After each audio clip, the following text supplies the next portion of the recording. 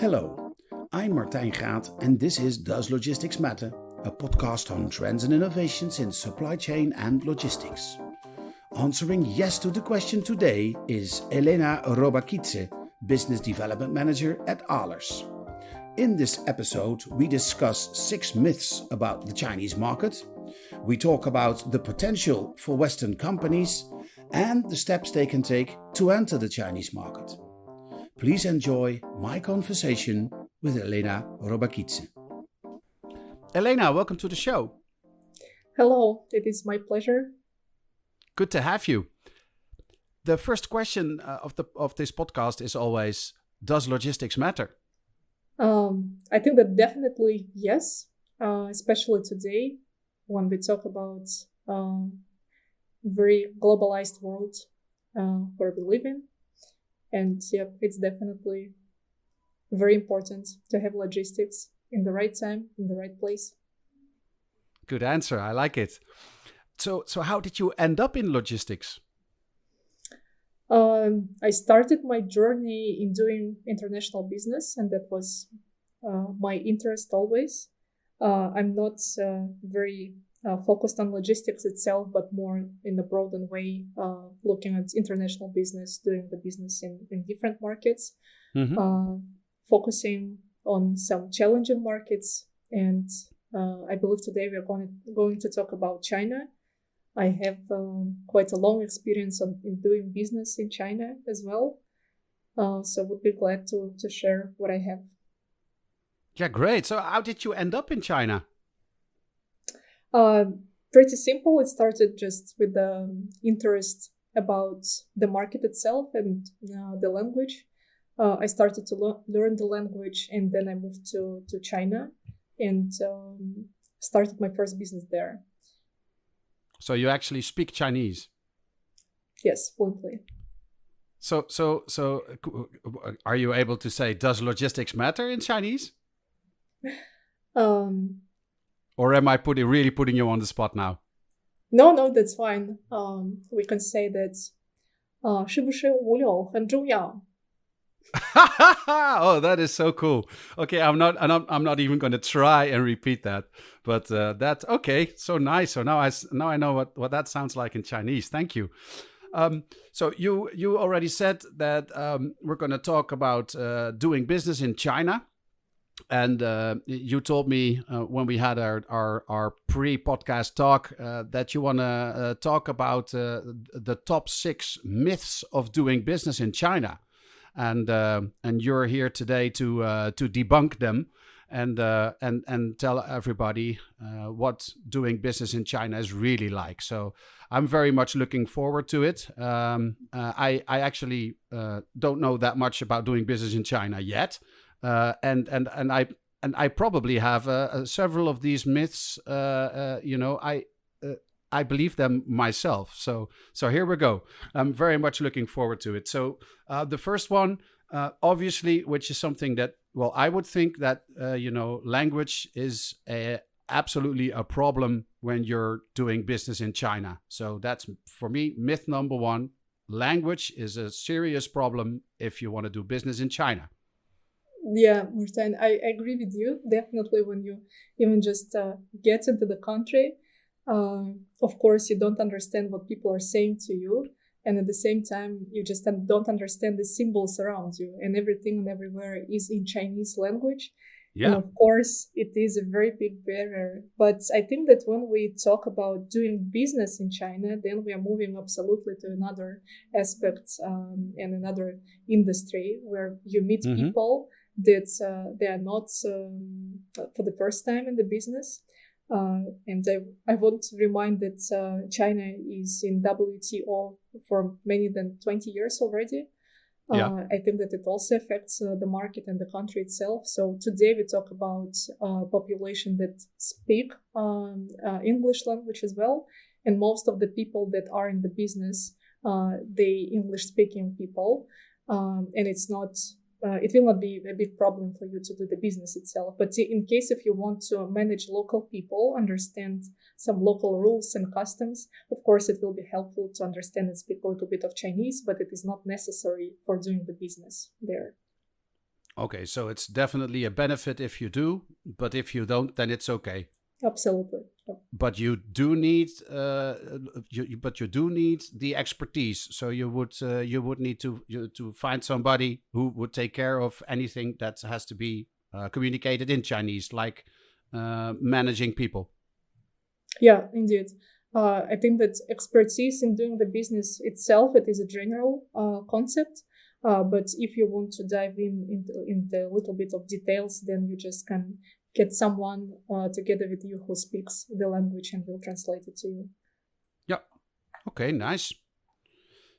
Myth number 2. The Chinese market is probably a very underdeveloped market. Yeah, this is the perception that still today many people have in their heads. Yeah, but they export. They make all the stuff and they ship it to Europe and they ship it to America. So they're all about making stuff and shipping it out. So why would they need stuff? They make everything themselves, right? The market itself, from one point of view, it is sufficient enough to feed themselves, but at the same time, they have a very big potential for foreign products on their market as well. And I think that if we talk about underdeveloped market perception, we need to understand that today China has a very huge middle class. So it was Yeah. already more than 50% of total population in China that breaks into these numbers. And we expect these numbers to grow. And I think that by 2030, by many experts that they're saying it will be percentage of 76% of middle class in China. So of course it means that they are getting higher salaries. They would like to consume more. They would like to get more stuff on their market, and it will be interesting potential for European brands and American brands on the market. Okay. So they do have an absolute interest in European and American goods and brands, and they actually want to buy them. Yep. Okay, and then are there certain categories of products that are more popular than others?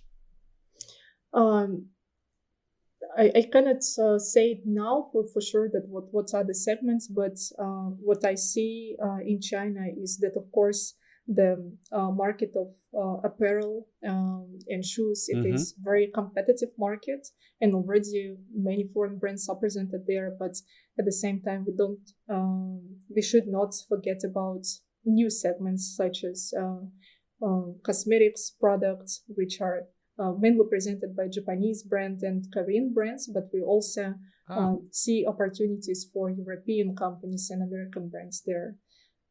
So quite a little bit specific, but represents quite big opportunities there. for me, that ties into to myth number 3, what you're saying, because you're saying you're giving me the example of beauty products, and you're saying those come from Japan. Amongst other countries, those are Asian countries, and so I can imagine that from a cultural perspective, the Asian market and Asian products that are made in Asia, that they are much more specific to the Asian market than Western products. So in that sense, I guess that the cultural differences between us in the West and the culture of China, that cultural difference probably makes them reluctant to buy Western products.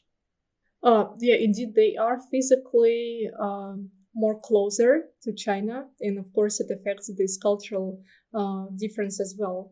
And Mm-hmm. what we see is that it is much more easier for Asian brands to be presented on Chinese market and to understand how the market works and their specifics. But at the same time, the tendency that we see in China today is that they would like to see more Western brands on their shelves. It is about the quality of the products. It is about the history that's representing the brand, and they are willing to pay for it. Okay, so despite the cultures in Korea and Japan being more similar than their own culture, they're still looking for products from Western regions. Yeah, absolutely. Okay, interesting. So then you want to take your business to China, and then language is not a problem. Apparently, the market is not underdeveloped at all. Cultural differences are not that big either. So coming to the next myth, I would say you should be starting in Beijing and Shanghai, then the two biggest cities of China, biggest cities, biggest market. Let's go. That would be a very good solution to start with, of course. But again, today, if we talk about 2022, we have already quite competitive markets in terms of representation of foreign brands as well. And Mm-hmm. uh, it is the first thing that comes to the minds of the owners of the business, of many of them, to do the business in Shanghai. But I still recommend to not to forget about the other big cities in China, and we talk about at least 15 cities with population more than 10 million there. And we talk about it and say that one city represents a market itself. And I think that in today's situation, with the very high representation of foreign brands in Shanghai and Beijing, it is easier to start somewhere in Shenzhen or Guangzhou, to start your business there, and then gradually to go to big cities as well. Yeah, you're saying 15 cities with a population of more than 10 million. Yeah. That's just crazy. If we just look at the smaller countries in Europe, I mean, the Netherlands has 17 million. So that's like that. So if you go live in two cities, you already reach more people than if you would launch in the Netherlands. So that's just that's mind blowing how big that market is. Um, and then looking at the products that are being exported to China and the markets that are popular. You were talking about shoes, and you were talking about cosmetics. So there must also be products that are not popular in China. And I know that one of the things that they say is that the Chinese don't like dairy products. Yes, many people still think so that Chinese people do not consume milk products, for example, or cheese. And it's been true for many years in China. They don't have these habits or diets because it was not traditionally not the product that they consume, usually in Asia and specifically in China. But today, the market is also changing in these regards.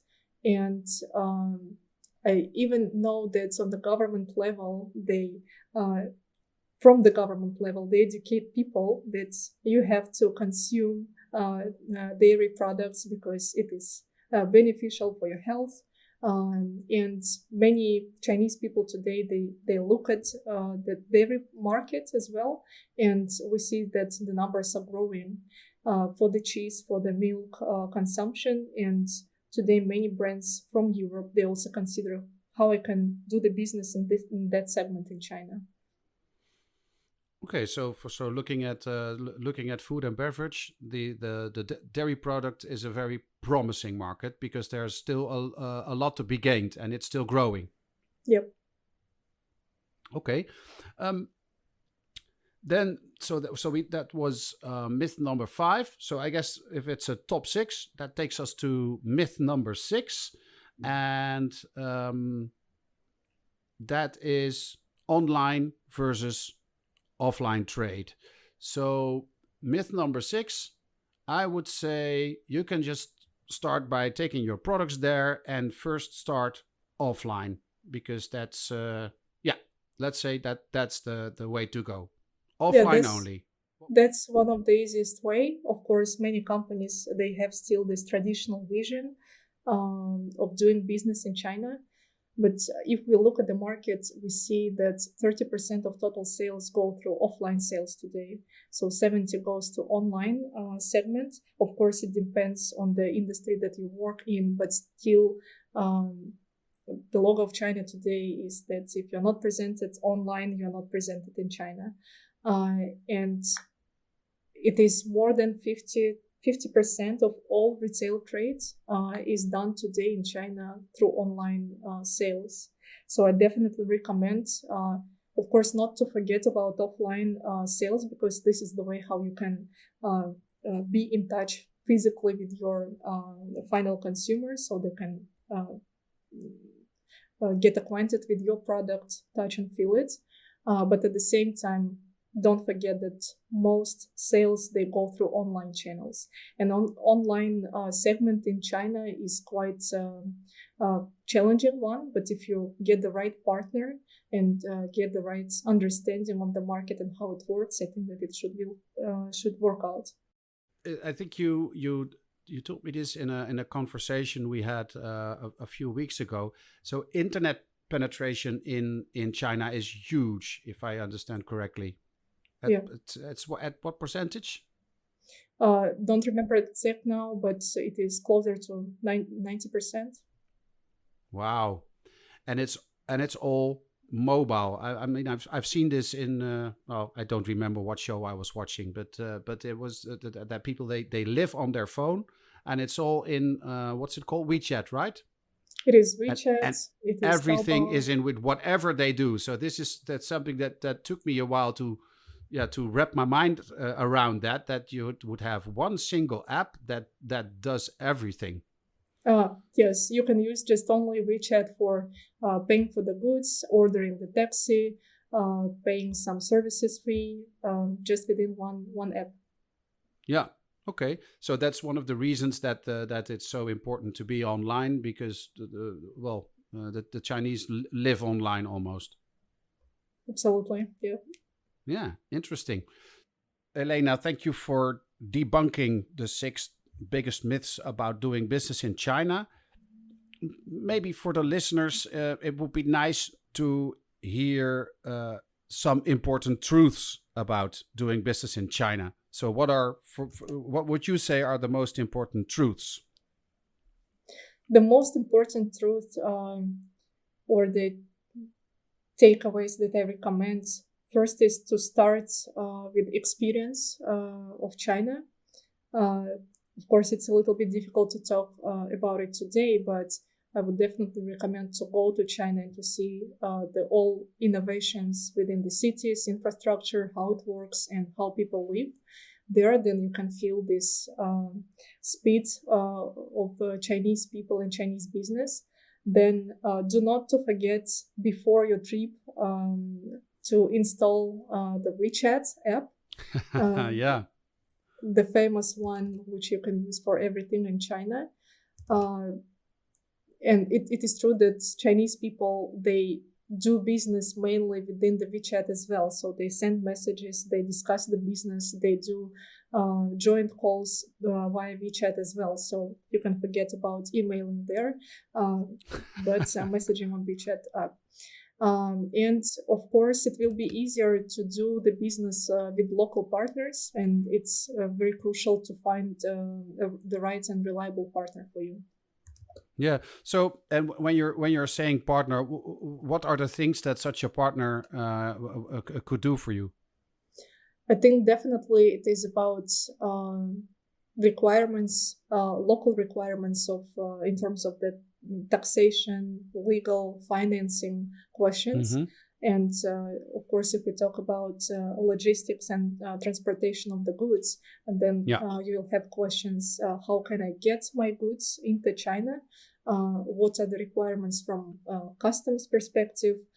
Do I need to get license in advance, certification? How can I translate everything into Chinese language and to be sure that everything is correct and in accordance with the local requirements? So this is are the things that your partner can support you with and help you with.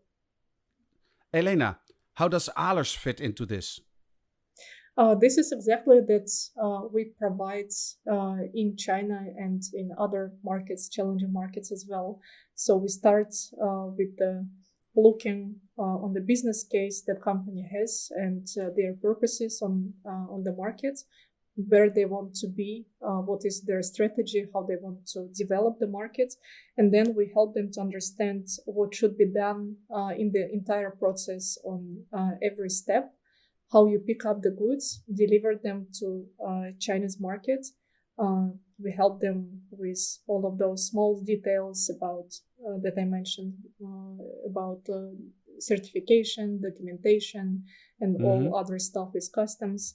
And then the question goes, how can I sell the goods in China if I have customers there, but I don't have company, legal entity presented there? So we help them via our legal entity to support their entire business locally in China. So if I hear you correctly, and I want to do business in China, first you're saying get over there and get a feel for what it looks like and what it feels. And you were talking about the speed and with which the Chinese operate. And by the way you said it, I think you mean high speed. Everything goes fast.